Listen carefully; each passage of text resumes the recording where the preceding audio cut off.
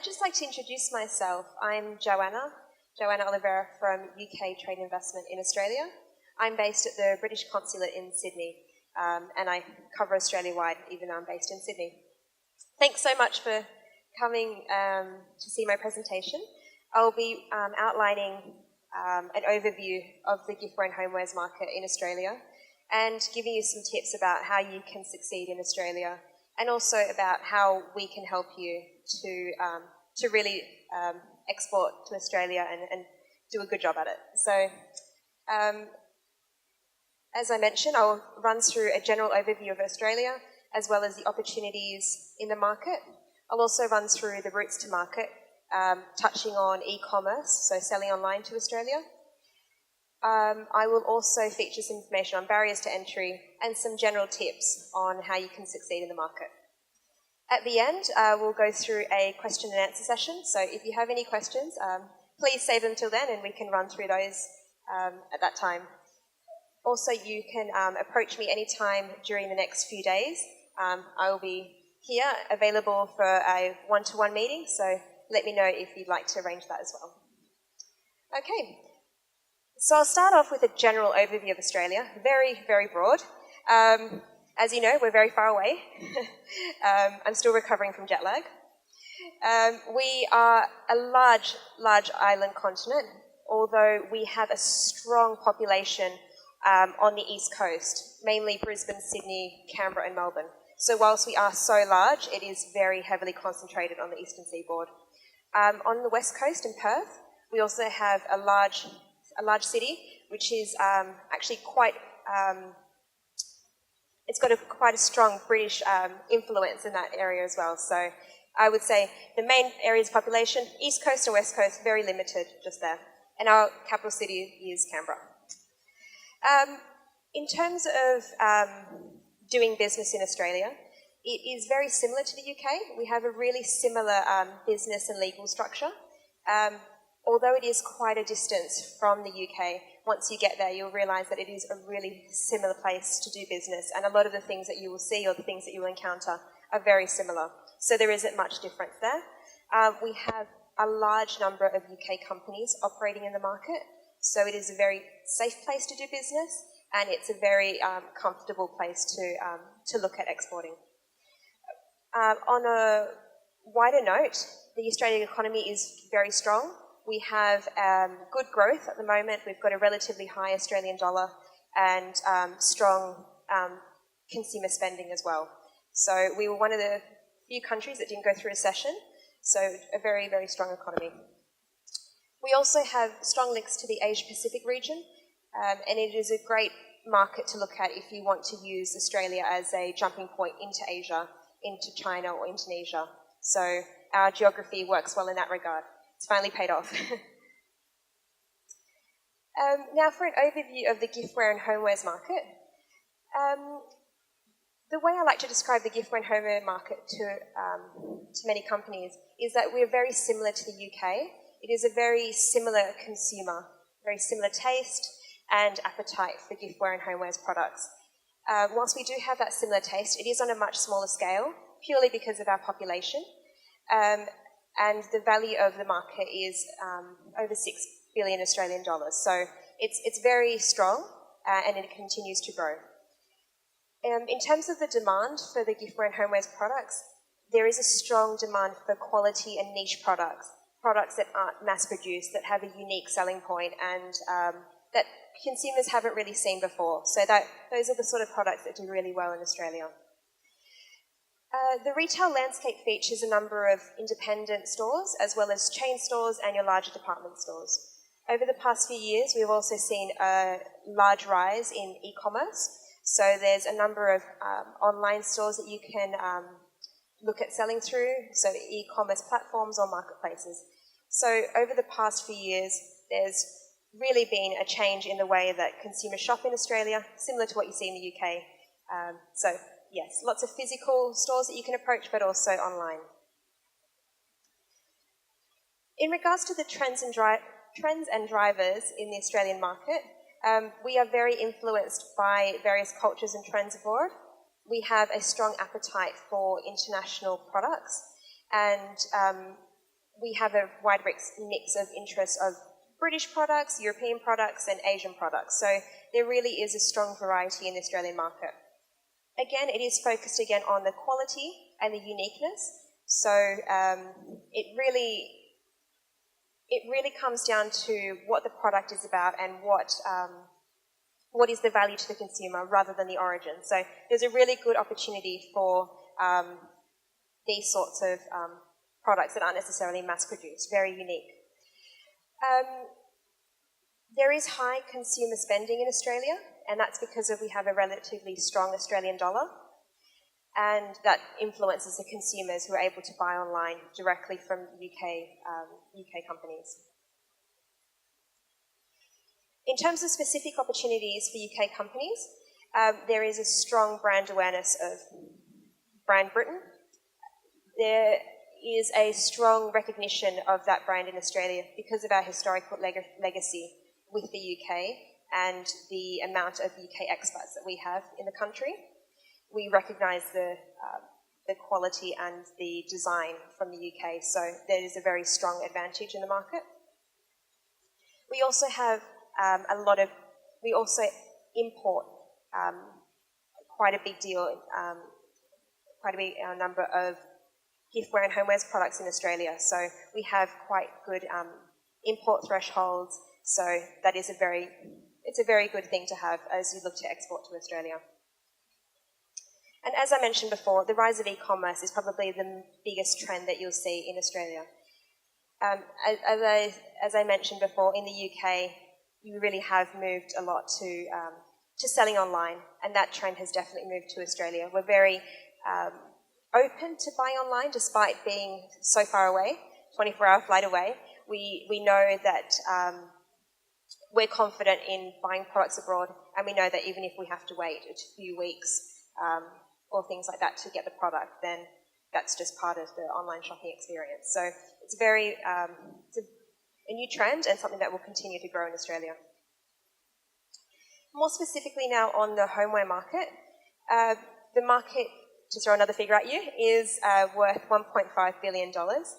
It is an industry primarily made up of small and medium-sized businesses. So it is an industry that isn't heavily dominated by any particular company, which is a really good point in terms of barriers to entry. It's not heavily dominated by anyone, and it's quite accessible to the market. In saying that, whilst those barriers are low, the competition is high, so that's one thing to keep in mind. Another interesting fact is that we do have a number of very, very popular DIY and cooking shows, which have really enhanced the amount of consumer spending on the homeware and kitchenware markets. I'm always a bit sceptical to mention that that's the cause, but really it is. It's very, very popular in Australia, and these shows have really pushed forward those consumers to those industries. In terms of the giftware market, it is a diverse industry as well, also made up of small and medium-sized businesses. The giftware market is very competitive, and consumers are constantly looking for new products and new trends. As mentioned earlier, these products can come from anywhere across the world as long as they have that unique selling point. As I just touched on, over 75% of Australia's giftware market is imported from several countries around the world, so that's definitely something to keep in mind. We are open to those new products. Focusing now on the jewellery, watches and fashion accessories market, it is also a sector that continues to grow. As I mentioned, consumer spending is high, so there is a unique demand for luxury items in Australia. And there is also a lot of growth in costume jewellery as well. So since consumer spending is relatively high, we are continuing to see these sectors grow despite this lag in some other developed markets. Greeting cards. Australia is the third largest market for greeting cards. We like sending cards. Our purchasing purchasing of greeting cards is about 30 greeting cards per person per annum. So that's a lot of greeting cards. And that makes it a really unique opportunity for UK companies in this particular market. British cards are very... there are a lot of British products in this sector, and they're highly regarded for their quality, value, humour, a similar sense of humour, things like that. So that really works well in that sector. Now moving on to selling to Australia. First of all, I'll start on e-commerce. Our e-commerce sector is booming. We have experienced growth in our retail market on a whole over the past few years, trends that we would have seen in about 5 to 10 years, really contracting to 2 or 3 years. And a lot of what's driven that is the rise to e-commerce, or the rise of e-commerce. Over 16 million of Australia's 23 million Australians are connected to the internet, and a large percentage of users of the internet do purchase online as well. So it is very well connected, but also accustomed to spending online. It's used to that. At the same time, there is a rise of mobile commerce, so it's important that when you are looking at your e-commerce strategy, that you do remember that mobile is a key part of that. Australia has one of Asia Pacific's highest numbers of mobile phone, smartphone penetration, so that's really important to keep in mind. Australian customers will shop through their mobile phone first. A key fact that I think is really important for UK companies to know is that we have a low value import threshold to Australia. I'll explain that a bit better. What that means is that if a package is sent from the UK to Australia with a value under 1,000 Australian dollars, it's about £600, depending on the conversion at the time, that package enters Australia without duty or tax. So that's about a 15 to 20%, it's 15 to 20% cheaper if you're sending it from the UK to Australia and it's under $1,000. So it's a unique advantage that I encourage UK companies to take advantage of, and it's a great incentive for Australian consumers. In terms of the routes to market, this will be different for the different companies. So there are a number of ways that you can approach the market. Everything from looking at a distributor to wholesaler to approach retailers directly. You could look at an agent as well, or you could sell online directly through a consumer, through your own website, or through an e-marketplace, such as an Raise Online or an eBay, or a more specialised e-commerce platform that's dedicated to your product. As I mentioned, this will really depend on what products that you sell, but I'm happy to have those conversations about which ones will best suit you. In regards to barriers to entry, I mentioned before that the barriers are relatively low, but at the same time that means that the competition is high. Most of the retailers are small and independent sized, so that can be a challenge in terms of reaching out to the market. If you are looking at a distributor or agent model, that can definitely assist you in tackling the market. Another thing to keep in mind is, depending on your products, you might have some customs restrictions. So if you import wooden or animal products to Australia, there might be some extra challenges that you'll face in exporting your product to the market. Again, it just depends on what product you have, and we're more than happy to assist you with any concerns that you might have. Back to e-commerce. I've got some tips to assist you in selling online to Australia. And there's just a few practical ways that you can make sure that you are putting your best website forward to really approach the Australian consumer. This starts from basic things such as making your website attractive for Australian consumers, such as having currencies displayed, the right dimensions and measurements, so that we can understand it, or having clear information so that the customer is willing to, they know what they're buying. An informed customer is the best way to do it. Ensuring that credit cards and payments can be accepted worldwide, that's quite normal. We use a variety of different things such as PayPal or credit cards. Remember not to charge unnecessary taxes that the Australian consumer does not have to pay for. So do not charge VAT when you're selling to Australia.